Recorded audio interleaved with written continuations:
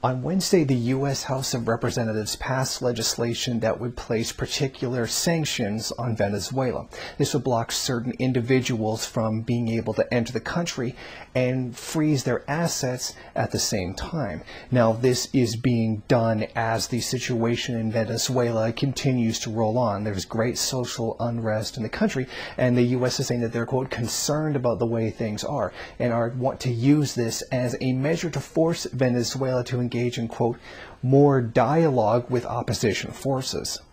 This anti-government violence has been going on since February. About 42 people thus far have been killed, with more than 800 injured. There have been about 3,000 arrests, with 200 people still behind bars. And this is what the U.S. government is saying that it's concerned about. Of course, what they're not telling you is that the majority of these deaths, a good majority of these deaths, have actually been people who were pro-government. It has not been, as they're trying to portray it, anti-government people that have been killed en masse. Most of the deaths have been people who've been standing by their government in this time of U.S. interference.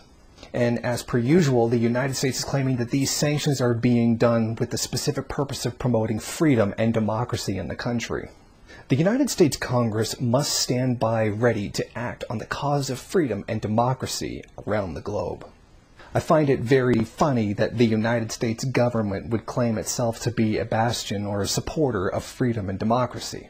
And I also notice this to be a very big hypocrisy with a lot of right-wing Americans. They criticize the government, the U.S. government, rightly so, for much of the repressive measures it takes against its own country. Spying, illegal arrests, now seemingly non-stop police killings, all of which are genuine, real criticisms as to the criminal nature of the United States government.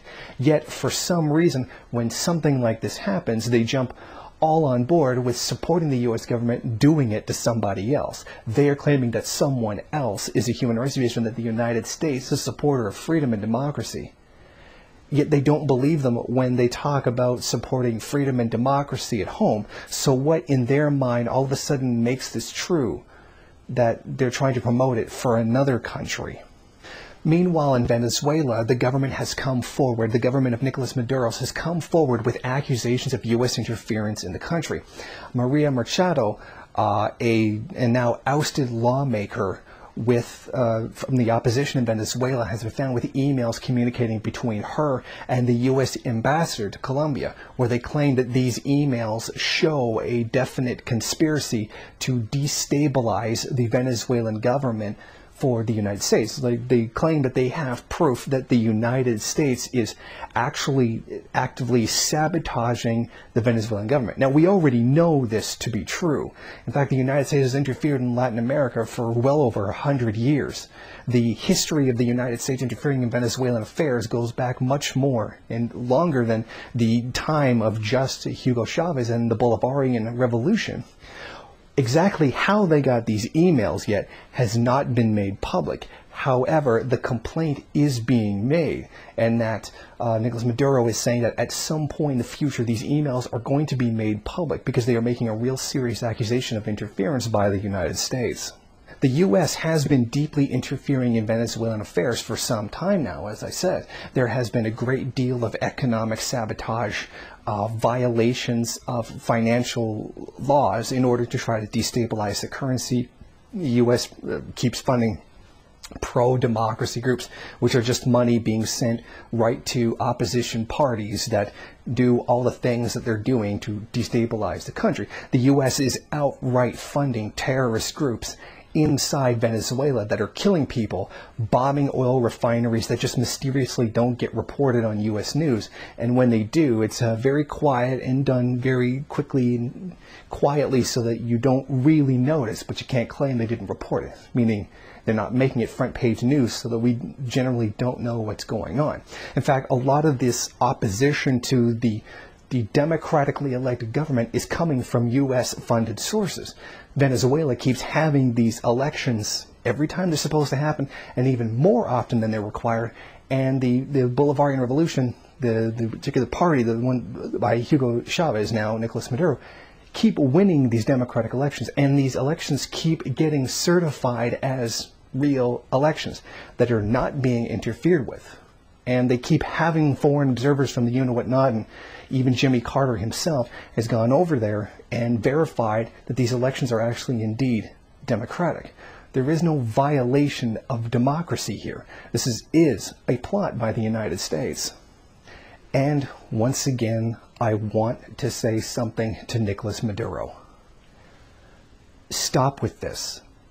The U.S. is not going to come to its senses. They're not going to play by the rules. There is no amount of filling out paperwork or lodging formal complaints against the U.S. government that's going to stop this. There is no amount of just complaining and citing the law that's going to stop U.S. interference in the country.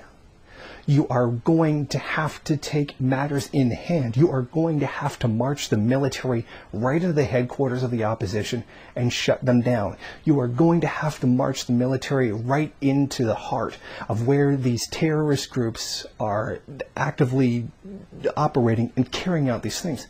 It is going to take violence to suppress U.S. interests in the country. It is going to take violence to stop counter-revolution. It is going to take violence to stop the U.S. from doing all of this damage to Venezuela.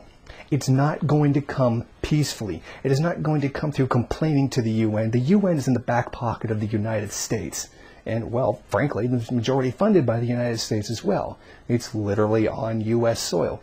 Though legally it has a different legal definition, but it's in the United States borders. Maduro, you're going to have to shut these people down physically and by force. You are running out of time to do this. Thank you for watching. Please comment and rate the video. If you liked it, hit subscribe or check out some of these other great videos. If you wish, share it on social media. While you're at it, why don't you follow me on Twitter? And if you got time, go on over to the MRN bookstore and check out some of the latest books available.